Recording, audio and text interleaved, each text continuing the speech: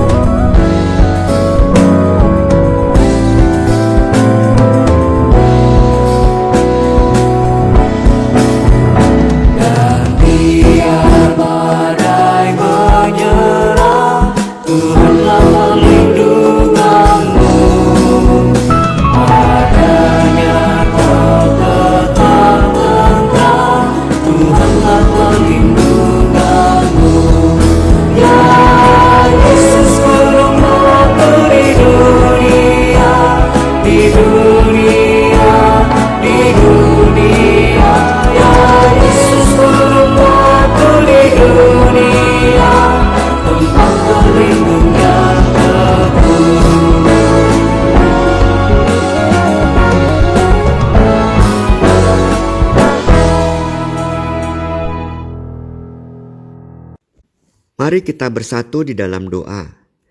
Tuhan, kami bersyukur pagi ini kami diberi kekuatan dan kesehatan, semangat dan juga diingatkan untuk bahagia. Tolonglah kami untuk memulai hari ini dengan kekuatan firman-Mu dalam persekutuan doa pagi hari ini. Biarlah kami yang lesu, letih, memiliki kekuatan baru pagi hari ini bersama firman Tuhan yang akan kami gumuli. Pujian yang kami naikkan tadi juga mengingatkan kepada kami bahwa sebetulnya tidak ada yang perlu kami khawatirkan. Badai apapun yang datang pada kami di dunia akan mereda jika kami selalu mengarahkan hati dan pikiran kami kepada Tuhan. Sertai kami Tuhan, pimpinlah dengan Roh Kudus-Mu, biarlah kami bersama bergumul dengan firman-Mu. Di dalam Tuhan Yesus Kristus kami berserah. Amin. Kita akan merenungkan Matius pasal 8 ayat 23 sampai 27 dengan tema iman percaya, badai mereda.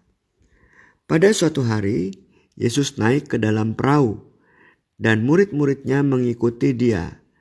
Sekonyong-konyong mengamuklah angin ribut di danau itu sehingga perahu ditimbus gelombang. Tetapi Yesus tidur. Maka murid-muridnya membangunkan Dia. Katanya, "Tuhan, tolonglah, kita binasa." Yesus berkata kepada mereka, "Mengapa kalian takut, hai orang yang kurang percaya?" Lalu bangunlah Yesus menghardik angin dan danau. Maka danau menjadi teduh sekali. Dan heranlah orang-orang itu, katanya, "Orang apakah dia ini, sehingga angin dan danau pun taat kepadanya?" Saudara-saudara yang terkasih dalam Tuhan Yesus Kristus, ingatkah kisah Sodom dan Gomora? Tuhan menunjukkan kemahakuasaannya kepada Sodom dan Gomora. Penduduk kota itu tidak taat lagi kepada Tuhan. Hidup semau-maunya sendiri, bahkan mereka jatuh dalam dosa yang semakin jauh. Kita bisa membacanya dalam Kejadian pasal 19. Tidak jarang pula saat kita mengalami musibah, kita baru datang pada Tuhan memohon pertolongannya.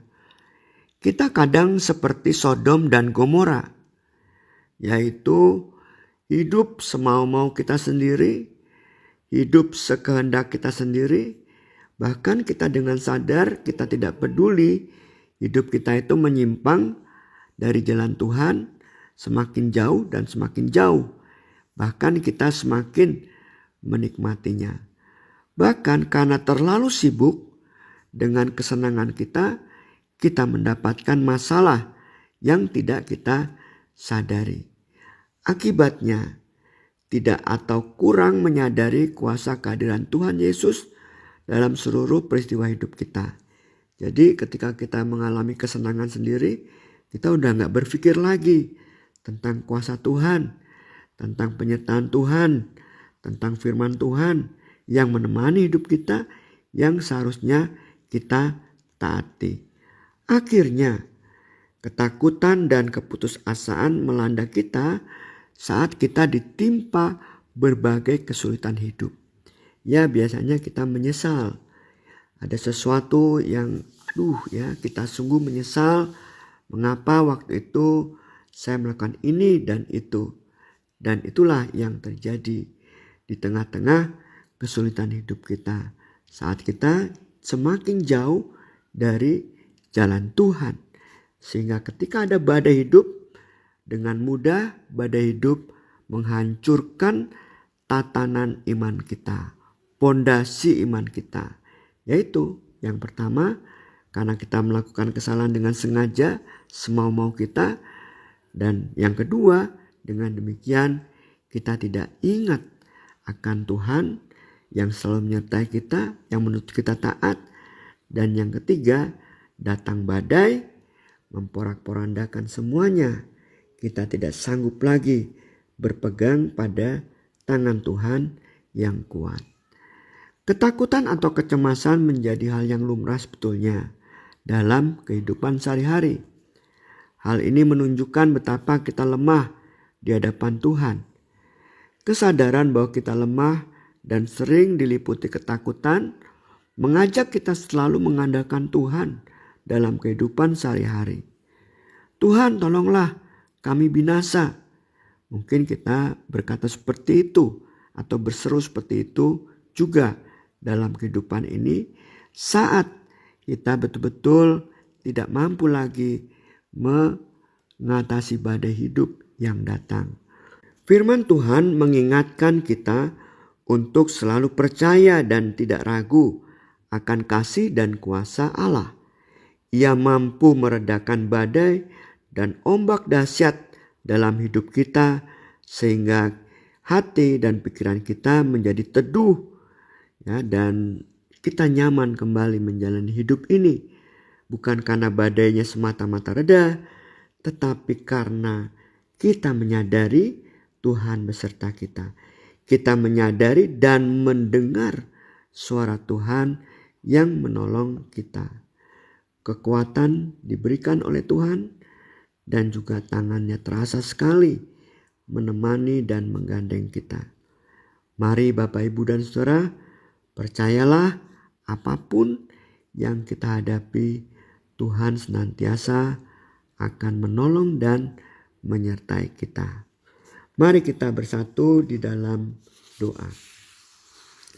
Tuhan, kami bersyukur kepadamu diingatkan hari ini, pagi ini, bahwa apa yang kami lakukan jika kami seenak-enak sendiri, melalui kehendak kami sendiri, bahkan tenggelam dalam kecemasan sendiri, khawatir berlebihan sendiri, dan mengambil langkah-langkah yang pada akhirnya kami tahu bahwa langkah itu tidak akan mampu membangkitkan suasana iman kami. Ya, bisa saja kami melakukan hal-hal yang justru semakin menjauhi firman-Mu. Misalnya tenggelam dalam kemarahan, misalnya tenggelam dalam keluh kesah, menyalahkan orang lain atas hidup yang tidak baik yang kami terima. Tuhan, tolonglah kami. Biarlah itu seruan kami pagi hari ini, sehingga kami boleh merasakan keteduhan di tengah badai yang masih menerpa. Sehingga kami merasa kuat sekalipun masalah depan kami kelihatan tidak kunjung selesai. Tolonglah kami ya Tuhan. Pada saat ini kami juga berdoa untuk saudara kami yang saat ini sakit dan sedang dalam perawatan.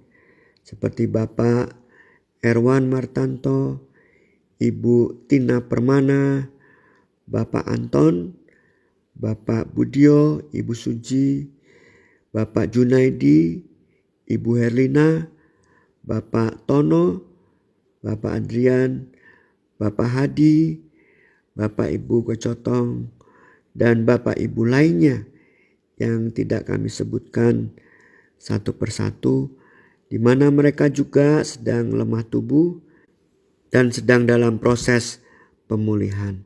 Kami juga berdoa untuk segala proses perawatan di rumah sakit ataupun perawatan dengan serius di rumah. Kiranya semua obat dan juga cara perawatan yang dipakai dapat memulihkan. Tuhan juga cukupkan apa yang mereka perlukan. Dan juga penting diberi kesabaran, termasuk juga keluarga yang mendampinginya. Kami juga berdoa pada pagi hari ini Tuhan, untuk mereka yang berduka cita, Ibu Tuti Siregar dan Bapak Benyamin Lemuel. Biarlah mereka dihiburkan oleh Tuhan. Sertai juga untuk Bapak Benyamin Lemuel untuk memakamkan kekasihnya di Jogja. Beberapa hari nanti akan pergi ke sana. Biarlah semua perjalanan lancar dan pelayanan kedukaan dan pemakaman di Jogja juga berjalan dengan lancar. Kami berdoa untuk mereka yang berulang tahun, baik kelahiran maupun ulang tahun pernikahan. Biarlah rasa syukur menguatkan mereka melangkah di hari-hari ke depan. Kami juga berdoa untuk persiapan pernikahan Vakstra dan Putri. Biarlah mereka semakin mantap dan Tuhan juga sertai semua prosesnya. Kami juga berdoa untuk anak-anak kami yang akan dibaptis anak tanggal 9 Juli. Biarlah orang tua mereka bisa menjadi teladan iman bagi anak-anak. Kami juga berdoa untuk Bapak Ibu yang mengikuti perjamuan kudus di rumah dan sudah mengikuti. Biarlah mereka merasakan kehadiran Tuhan yang mengundang mereka untuk datang ke meja perjamuan dengan penuh sukacita. Biarlah perjamuan kudus juga semakin menguatkan iman Bapak Ibu. Kami juga berdoa Tuhan untuk anak-anak kami yang saat ini sedang liburan dan juga sedang mempersiapkan diri untuk ke tingkat berikutnya. Biarlah mereka senang dan selalu semangat. Juga cukupkan mereka yang kekurangan untuk uang pendidikan. Kami juga berdoa untuk Bajem Ranca Ekek yang pada hari Minggu tanggal 9 mau memulai kebaktian di sana. Biarlah semuanya berjalan lancar, tidak ada satu apapun, dan biarlah Tuhan berkati semangat itu. Andai kata ada hal-hal yang memang harus dihadapi, harus ditekuni. Biarlah mereka dimampukan sendiri oleh Tuhan. Kami juga berdoa untuk persekutuan majelis jemaat, persekutuan umatmu dalam setiap komunitas di paduan suara, entah itu juga dalam komunitas dalam persekutuan wilayah atau komunitas membaca Alkitab. Di setiap komunitas Tuhan bekerja membuat komunitas itu menjadi sebuah tempat, menjadi sebuah pergaulan persaudaraan yang saling menguatkan satu dengan yang lainnya. Dan kami juga berdoa untuk kegiatan gereja di tengah-tengah masyarakat sehingga berdampak. Tuhan, inilah doa-doa kami semua. Kami panjatkan ke dalam tangan kasih Tuhan Yesus Kristus. Bapa, terima kasih. Bapa, terima kasih. Bapa di dalam surga, ku berterima kasih. Amin. Bapak, Ibu, dan saudara, semangat menjalani hari ini. Tuhan memberkati. Amin.